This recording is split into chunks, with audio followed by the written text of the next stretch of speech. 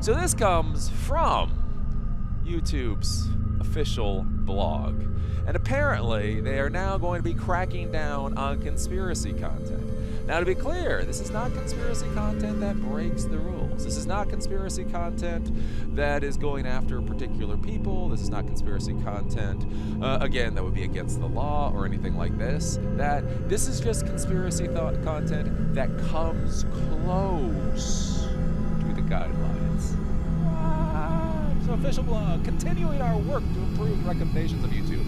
When recommendations are at their best, they help users find a new song to fall in love with, discover their favorite creator, or learn that great paella recipe.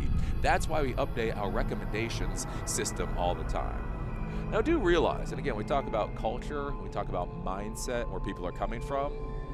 They're not talking about this allows recommendations at their best allows people to become part of a political discussion. It's not saying recommendation at their best shows people where there's fraud or where there's bribery or corruption in the government. No, what they're saying is when the recommendation is at its best, everybody eat cake. Eat cake in this modern world. Songs to fall in love with. Their favorite creator. Learn a great paella recipe.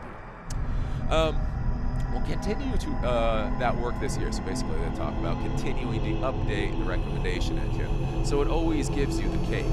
They always want you to eat cake. They want you to never fear that cake is not there.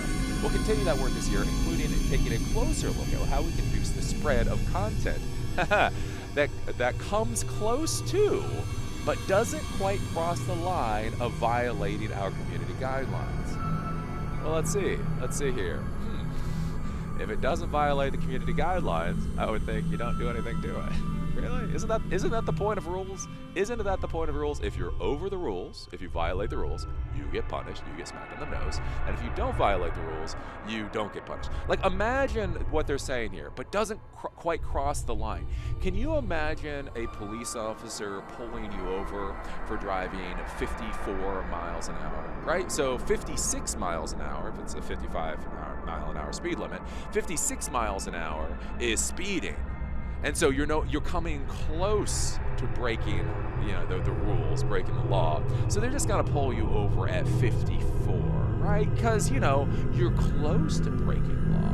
To that end, we'll begin reducing recommendations of borderline content and content that could misinform users in harmful ways, such as videos promoting a phony miracle cure for a serious illness, claiming that Earth is flat, or making blatantly false claims about historic events like 9/11. Now again, what they'll always do is they'll put this prominent kind of stuff up there. They'll put this prominent type of thing, so it's really hard to argue it.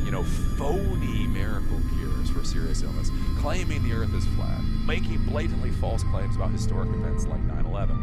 But again, that's what I like with this whole making blatantly false claims about historic events.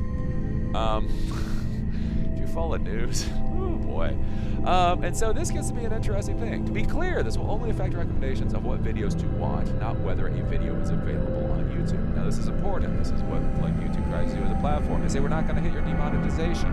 We're not going to kill your channel. We're not going to do anything else. This will only affect recommendations. But if you've been following my daily blog videos lately, and I've been showing you how by going back to doing news content versus doing technical training or other things, I've seen a viewership spike. What you'll realize in YouTube is that the recommendation engine, sadly, again, I don't agree with it, I don't like it, I hate users for this fact, but the reality is that the recommendation engine is what drives just a massive amount of traffic. So if the recommendation engine essentially tries to, or decides to bury your content, more or less, your content is buried. Again, it's that whole a difference without a distinction. So the idea with the difference without a distinction, what they're trying to say here is, look, we're not taking your content off the platform. We're not doing all these other things. All we're doing is we're having the recommendation engine no longer prioritize your content.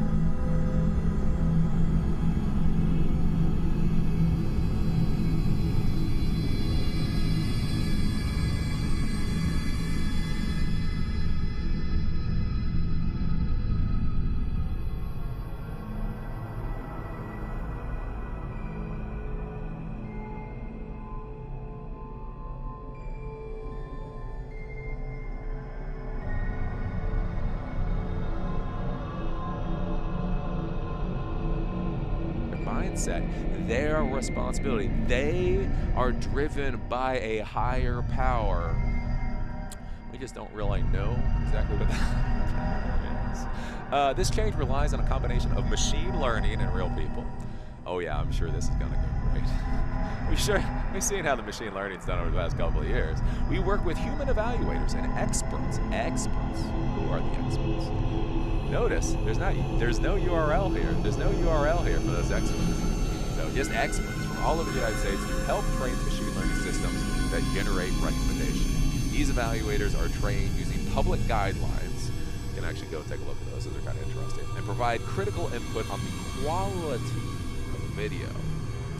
And again, think about that for a second. You would think in the YouTube world, being all algorithm-based and stats-based, the quality of a video, more or less, should be determined by how long people watch the video. If people click the video and they watch a lot of the video, it means it's a high-quality video. If they click the video and leave within a short amount of time, it means it's a low-quality video. The quality of a video, that should be math. That should just be 2 + 2. That should be such math. But again, they are called to a higher power. It reflects our commitment and sense of responsibility to improve the recommendations experience on YouTube. So anyways, I'll be curious. I'll be curious to see how this works out at the end of the day. I'll be curious to see how this works out at the end of the day.